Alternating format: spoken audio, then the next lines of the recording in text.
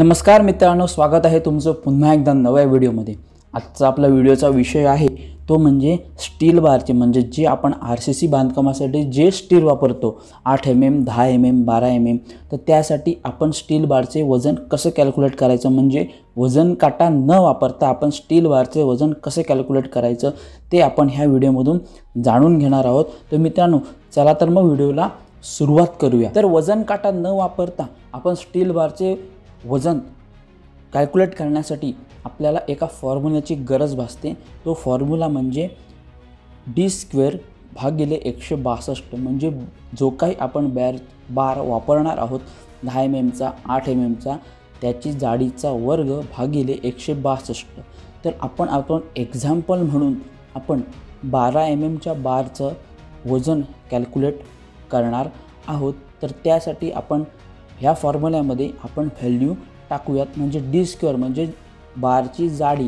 आता इथे बारची जाडी आहे 12 mm, मग 12 mmचा वर्ग भागिले 162, तर आपल्याला उत्तर भेटलेलं आहे 0.88, म्हणजेच त्याचं जवळपास कॅल्क्युलेशन होतं 0.89 kg/मीटर, म्हणजे हे आपल्याला भेटलेलं आहे एका मीटरचं, म्हणजे 0.89 kg एका मीटरचं वेट झालेलं आहे, त्याचं वजन झालेलं आहे। पण आपल्या जो मार्केटमध्ये जो काही स्टीलचा बार येतो त्याचं एकूण वजन किंवा लांबी असते ती म्हणजे 12 मीटर, म्हणजे एक बारची लांबी असते 12 मीटर।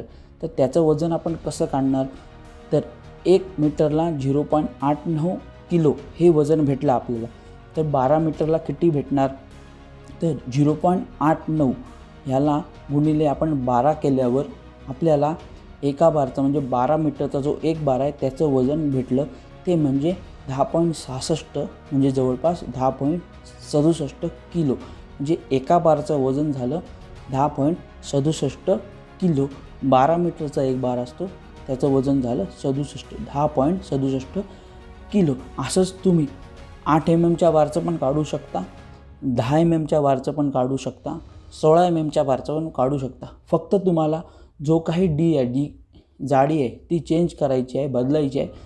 आता आपण 12 घेतली, तिथे तुम्हाला 8 टाकायची आहे। जर तुम्ही 8 टाकली तर 8 8 64 भागिले 162 तुम्हाला 0.39 kg/मीटर भेटू शकतं, म्हणजे तो तुमचा एक बार जातो 4.74 किलोचा एक बार जातो 8 mmचा, आणि 12 mmचा बार जातो तुमचा 10.67 किलोचा।